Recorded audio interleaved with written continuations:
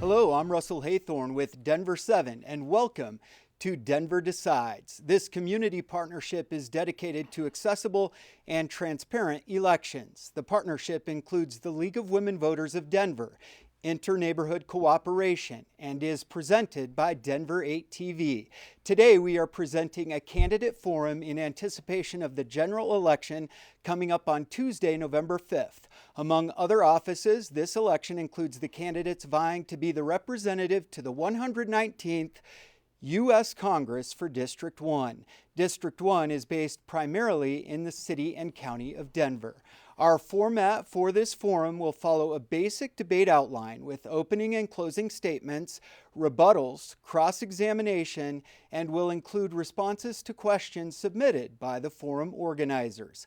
All of the responses will be timed. Our timer monitors are out front for the candidates to easily view. So let's begin by meeting the candidates vying to represent Congressional District 1 in the U.S. House of Representatives. The candidates are standing left to right, facing the cameras in the order that their names will appear on the November ballot. So beginning at my right is Valdemar Archuleta, and here on my left is U.S. Congresswoman Diana DeGette, the incumbent in this office. Welcome to both of you.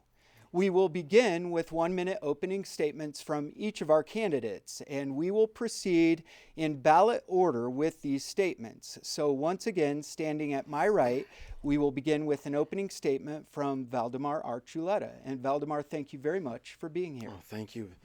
Yeah, so thank you all for being here. Thank you for hosting this, and thank you, Congresswoman, for being here as well. Look, we need change in Washington. And at this point, what have we got to lose to do that? And I say this because if you look at Congressional District 1, we've only had 2 different people represent this district in the past 51 years. That's not effective representation. And I say that because politicians know long term there's more money and more power in maintaining problems than solving problems. Denver's a wonderful city. It has great opportunities, and there's a great potential for it to advance. It's my home. And I've talked to the people in Denver. You have told me what your concerns are, what your issues are. And that's what I want to do. I want to find solutions to the problems you've presented to me. Now, I greatly respect my opponent, and I have nothing against her. But being a politician shouldn't be a career path. So I hope you'll give me some consideration today and look to a new approach for Denver. Mr. Archuleta, thank you very much for that opening statement. And now, Representative DeGette, it is your turn. You have 1 minute for an opening statement. Thank you, Mr. Hayworth and Channel 8 and all of the sponsors for hosting this debate. I think this is such an important exercise of our civic responsibility. As a fourth-generation Denverite and a South High School graduate, I am so privileged to represent the constituents of the 1st Congressional District. In the last term of Congress, even in the minority, I've been very effective as your representative. As the co-chair of the Pro-Choice Caucus in Congress, I have fought for the restoration of reproductive rights under Roe v. Wade, and will continue to do that in the next Congress. As the vice chair of the Energy Subcommittee, I worked in a bipartisan way to actually pass legislation that became law to combat climate change. And I've been addressing homelessness by getting over $22 million for Denver in the last 2 years. I'm honored to represent you, looking forward to talking about the issues today, and it's going to be an exciting debate. Congresswoman, thank you very much for that. That concludes opening statements. Now we're moving on to the rebuttal portion of this debate. And Congresswoman, it is your turn to go first. You have 1 minute to offer a rebuttal to Mr. Archuleta's opening statement. As I mentioned in my opening statement just a second ago, I've been so proud to represent this district. And even though I've been in the minority, I think it's very important to work in a bipartisan way to solve the problems that impact this country. This has been the least effective Congress in the history of this country because of the Republican control. Even so, I worked with Congressman Jeff Duncan, who's my chairman on the Energy Committee, to actually pass legislation restructuring nuclear energy regulation in this country so that we can move closer to 0% carbon emissions by 2030. I'm very proud of that. I have several other bills that I believe will be passing in the lame duck session that'll be coming up, addressing maternal mortality, addressing prevention in healthcare, and so many other things. That's what you need to look for, not how long somebody's been in office, but rather what do they accomplish every day on behalf of their constituents. Congresswoman DeGette, thank you for that rebuttal. And now, Mr. Archuleta, you have 1 minute to offer a rebuttal to the Congresswoman's opening statement. Yes, I mean, I've really enjoyed this campaign. I've been able to go around the city of Denver here and talk to different communities and different peoples and neighborhoods. And I've heard the complaints that people have, what's affecting their life, the issues that they're facing. And primarily I hear it's the cost of living, especially with housing. Then you have crime, inflation, the immigrant crisis at hand, and education. And so these are the issues that really need to be looked at and need to be addressed. And I do think that there is something to being in Washington for a long time, because when I think about these issues, I think about the individuals I just spoke to. I don't belong to any I don't have lobbyists coming and talking to me. I don't have PACs coming and talking to me. I'm not in a bubble in Washington where after a while I think that becomes the focus on your mind. When you have issues come up, you think about the people in Washington, the people in politics, instead of the people of your district. Valdemar, thank you for that rebuttal. Now we're moving into the cross-examination portion of this debate, and this is an opportunity for the candidates to ask questions of one another. We'll have 3 rounds here, and Mr. Archuleta, we'll begin with you. You have the opportunity to ask a question of Congresswoman DeGette. Yes. So in 2021, when the federal government mandated the COVID-19 vaccines for federal employees, and there was widespread concern about potential long-term effects and the lack of dedicated compensation and support mechanisms, given that your district here in Denver includes the Denver Federal Building and a significant portion of the federal workforce, why did you not address these concerns at the time? And now, with more data on vaccine side effects, how do you plan to ensure that federal workers and all Americans will be protected in future public health mandates? I'm so proud of the work that I have done and frankly the Biden administration has done in addressing the COVID pandemic. And I think it is wrong for people to put false statements forward about the vaccine. This vaccine is safe, it's effective, and it saved millions of lives around the world. I do think that research continues to need to happen about long-term COVID that happens in some people. And also, we need to improve the vaccines as much as we can to make sure that everybody gets the vaccine, that everybody is protected against this. I know many of the people watching this debate tonight have friends or loved ones who were saved from death. And I'm proud of the work that I did with Dr. Fauci and with the administration to make those vaccines available through Operation Warp Speed and continue to make them safe and effective. Congresswoman, thank you for that. Thanks for the question, Mr. Archuleta. And now, Congresswoman, it's your chance to ask Mr. Archuleta a question. He'll have 1 minute to respond. Mr. Archuleta, I have a very simple question for you. Do you plan to vote for Donald Trump as the Republican nominee for this office? Yes, I do. When I look at the 2 candidates side by side, we have Kamala Harris, who right now is presenting herself to the public as a very different candidate than she did 4 years ago when she ran for the office in 2020. So how do we know who she is and what kind of policies she's going to bring to the table when she has said both sides? Now, I did not vote for Donald Trump in the primary, even though he was going to be the likely winner. He was not my first choice to be our president, but he is the nominee. And I do look at the policies he brought to the table when he was president. And if we go back to 2019, the world and the country was a better place. We didn't have wars. Russia wasn't invading Ukraine. Israel wasn't being invaded by Hamas. The world was at a better peace. The economy was better. Unemployment was down.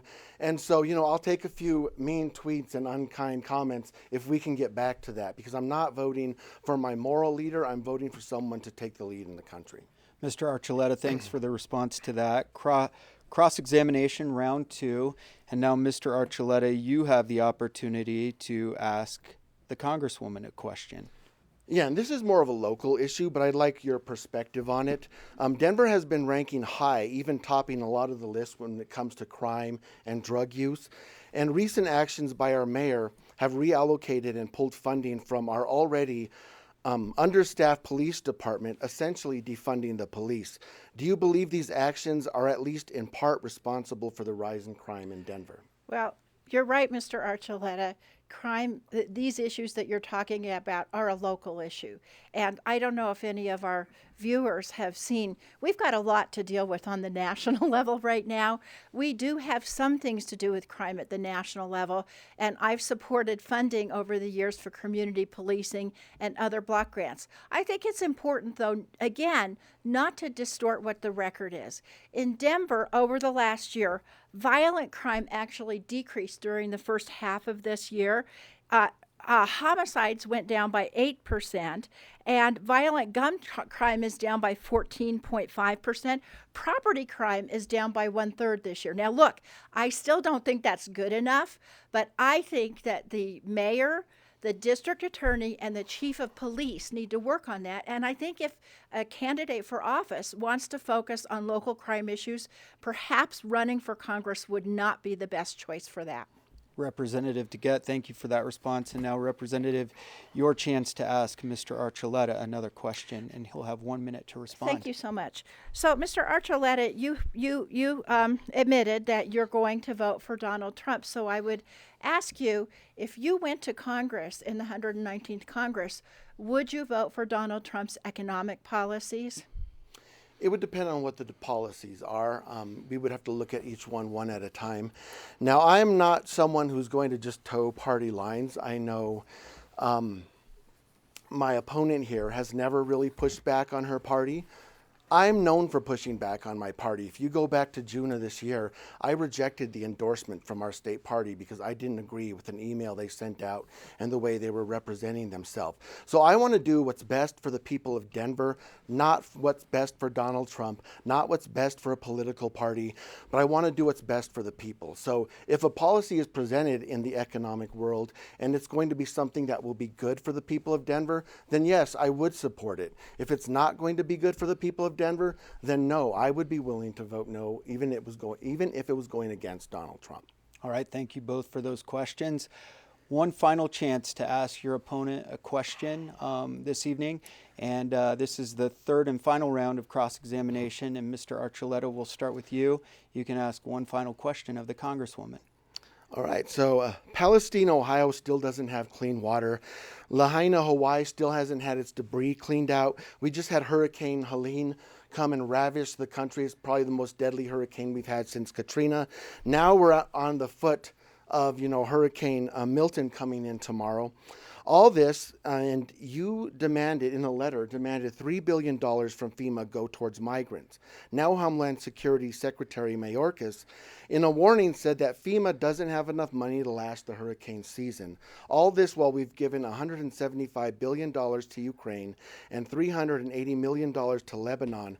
Do you feel that our federal government isn't doing a good enough job prioritizing the American people? Well, Mr. Archuleta, again, the money that goes for disaster relief is very important, and I support that.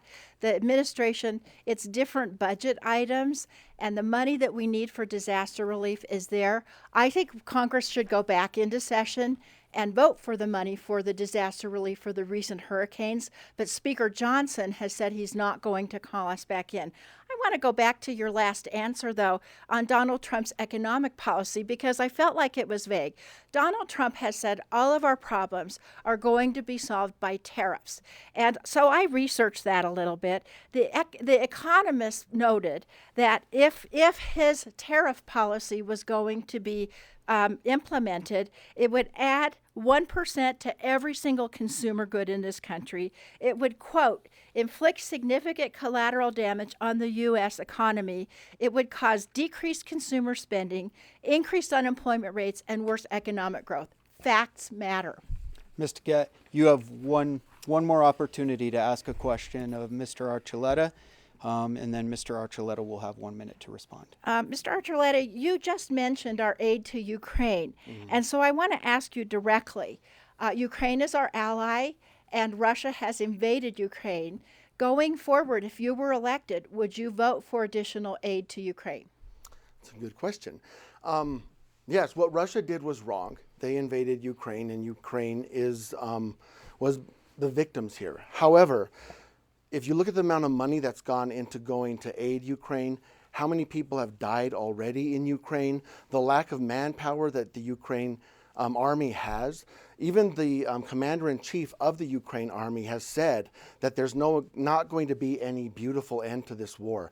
It's essentially at a stalemate right now. And so I would consider more funding to Ukraine, but there has to be conditions. One, we need to know where every penny is spent. Where's the money going? And there has to be a plan as to how we're going to end this war, because we don't want to have another multi-decade trillion-dollar war that's going to eventually end up being bigger. And for them to take back everything, they're going to need more people than just Ukraine, and I don't want U.S. troops over there. So there's going to have to be concessions, and we need a diplomatic end soon. Thank you both for that healthy discussion. We're moving on now to the organizer questions. The organizers of this forum have submitted questions, and we have a number of them for both candidates, and both candidates will get a minute to answer each question. And Congresswoman, we will start with you. Do you support what was widely considered the bipartisan immigration bill that was defeated earlier this year? If yes, why? And if no, why not? Thank you so much, Mr. Haythorne. And I support comprehensive immigration reform. We have 11 million people who are here whose status needs to be regularized. We also need to enforce our border. And as Vice President Harris said just last week, we need to increase the resources to deal with people who are coming and claiming asylum. We need to screen them. If it looks like they meet the threshold, then we need to give them work permits and get them into the court system so they can be adjudicated. I would have voted for the Senate bill. It's an incomplete bill, but it's a step in the right direction. And I was just as appalled as Senator Lankford, the Republican sponsor of that bill, and Mitch McConnell, and everybody else, that Donald Trump told them to kill that bill because he wanted to be able to use immigration as a campaign tactic. We shouldn't be using the lives of Americans and the lives of immigrants in that political way. Congresswoman, thank you very much for that. Same question, Mr. Archuleta. Do you support what was widely considered the bipartisan immigration bill? It was defeated earlier this year. If yes, why? If no, why not? No, I would not have supported that bill, and we also have to state that it had bipartisan opposition. The bill was not enough. It didn't accomplish what it needed to do. One, there was more money going to other countries, like $60 billion to Ukraine, $14 billion to Israel. Only 20 was actually going to our border. It was going to codify catch and release. It was going to weaken the asylum vetting that would happen at the border. It also had limits on it that of the amount of people who could come in, 5,000 people a day for a week or 8,500 for a day before it was instituted. There were also limits as to when it could be used, and it sunsetted in 3 years. So it really was not the bill that people make it out to be. I think the H.R. 2 bill of 2023 was a much better option, and I would have supported that. Mr. Archuleta, thank you for that. Moving on to question number 2, submitted by the forum organizers. And Mr. Archuleta, you will go first this time. What tax policy do you want to see when the 2017 Tax Cuts and Job Act expire in 2026? Yeah, our taxes are a problem. When you look at the tax code right now, it's 2,600 pages long. So it's very complicated. There's a bunch of loopholes in there. If I were to take my taxes to 5 different people and have them do my taxes, I would bet that each one of those 5 people would come up with a different number. and that's a problem. It needs to be simplified. I do like the flat tax proposal that Senator Ted Cruz proposed several years ago, because it lowered income tax and focused more on a consumption tax, but also incentivizes growth. So a lot of the numbers when looking at it initially looks like revenue would drop, but with that incentive for growth in the long term, revenue would go up. So I would support redoing the tax code to something that was simple, and I would like to look at a flat tax. Mr. Archuleta, thanks for that response. Congresswoman, same question. What tax policy do you want to see when the 2017 Tax Cuts and Jobs Act expire in 2026? I'm actually going to answer your question directly. The Trump tax cuts, if they were extended by the next Congress, would cost $4 trillion over the next 10 years, or $400 billion a year. And that's something we simply cannot afford. Let's not forget, those tax cuts were targeted at the top 1% of taxpayers and at corporations. I think those tax cuts should expire, and I think if we're going to give tax cuts, we should give tax cuts to middle-income Americans, to people who are working every day and trying to pay for their rent and their food and their utilities. And by the way, this flat tax proposal that my opponent seems to like, it's a terrible idea, because what it does is it's a flat tax for Elon Musk and for Valdemar Archuleta and everybody else. And that is not a progressive tax system that has the wealthiest Americans paying their fair share. Congresswoman, thank you for that. Let's continue with questions submitted by the forum organizers. This is question 3, and Congresswoman, you'll have the opportunity to take this one first. Do you favor Supreme Court reforms? And if yes, what do those reforms look like exactly? Well, I think it's outrageous that Supreme Court justices are allowed to fly around on private jets of Republican mega donors and activists.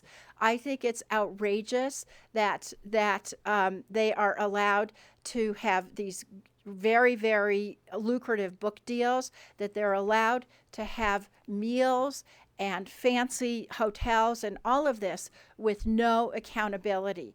We have an ethics code in Congress, and we have strict requirements that I completely agree with and that I report every time. And I think that that's one thing, is to have Supreme Court ethics reform. That would be important to shining the sun on the Supreme Court. Congresswoman, thank you for that. Mr. Archuleta, same question. Do you favor Supreme Court reforms? And if yes, what does that look like? I mean, I would agree that we don't want corruption in any part of our government, and there should be checks and balances there on these situations. One thing I have looked at and would consider as far as a reform to the Supreme Court is, one thing I'm big on all around is term limits. The president has term limits. I think Congress should have term limits. The Senate should have term limits. And I wouldn't be opposed to looking at maybe something that was proposed, maybe like an 18, 20-year term limit on the Supreme Court. So that way there would be a rotation. And also, you wouldn't have presidents who maybe are going to put in someone who's really young, not quite as qualified, but because they want them to be there a long time, they're going to choose someone who's less qualified. I would consider something like that. I know a lot of people have been talking about packing the court. I would not be for that. I don't think that we should pack the court just to get agendas we want across the ballot, because in the long run, that's going to come back and bite you in the butt when the other side is in power. Mr. Archuleta, thank you for that. Moving on to round 4 of questions submitted by the forum organizers. And Mr. Archuleta, you'll have the opportunity to go first. What would be the very first piece of legislation you would work on in the next session of Congress if you were to win this race? I would like some legislation to be enacted that would require transparency in the bills we have. I mean, the fact that you can release a 1,000-page bill to Congress and then have them vote on it the next morning is ridiculous to me, because one, you know that nobody actually read that bill, and yet they're going to vote on it, and it's going to affect the lives of all Americans. And two, there's a bunch of stuff hidden in there. So I like what we do in Colorado, where we have single subject bills, and the titles of the bills have to actually represent what is in the bill. I also think there needs to be limits on limits on how long people have to review it. Like, say there was a 1,000-page bill. You should not be able to vote on that the next day. You should have at least 3 days, plus I think maybe an extra day for every 100 pages the bill is. And this isn't just for the politicians to review the bill, but the people in the community, our organizations, our individuals, community leaders should be able to read these proposed bills and then talk to their representatives and let them know what they think about the bill being presented. Mr. Archuleta, thanks for your response. Congresswoman, same question. What would be the very first piece of legislation you would work on in the next session of Congress if you are reelected? Thank you. Well, first of all, Mr. Archuleta, I 100% agree with you. We have that rule right now. It's a 72-hour rule, but Speaker Johnson waived that rule, and I think we need to get back to regular order. My first matter of business in the next Congress, I'm likely, if the Democrats win the House, to be the chair of the Health Subcommittee. And I've worked on healthcare policy for many years. In 2016, I worked on a bipartisan bill to help biomedical research at the NIH and then device and drug approval at the FDA, 21st Century Cures. My first bill, I will be working with a Republican partner to expand healthcare research, to take advantage of all of the discoveries that we've seen in the past few years, to help get cures much more quickly to patients, to cancer patients, to Alzheimer's, Parkinson's, so many people. That's what all families care about, Democrats, Republicans, and independents. Congresswoman, thank you for that. Mr. Archuleta, thank you for your responses. That brings us to the end of our debate, and now closing statements from each of the candidates. We will move to this portion, and each speaker will have 1 minute to offer a closing statement. And we'll go in reverse order of the opening statements, which means, Congresswoman, you will go first. You have Thank 1 you. minute.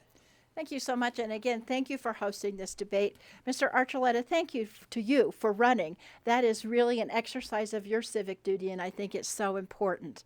This next election is going to be so important I've talked about many of the things I've done, but there's so much more that needs to be done. We need to make sure we move forward by making Roe versus Wade the law of the land so everybody can get the health care they need. We need to make sure that we continue to address the climate change. And we need to make sure that the constituents of the 1st Congressional District, people who I help get Social Security checks for and veterans benefits every day, continue to get that high quality of service.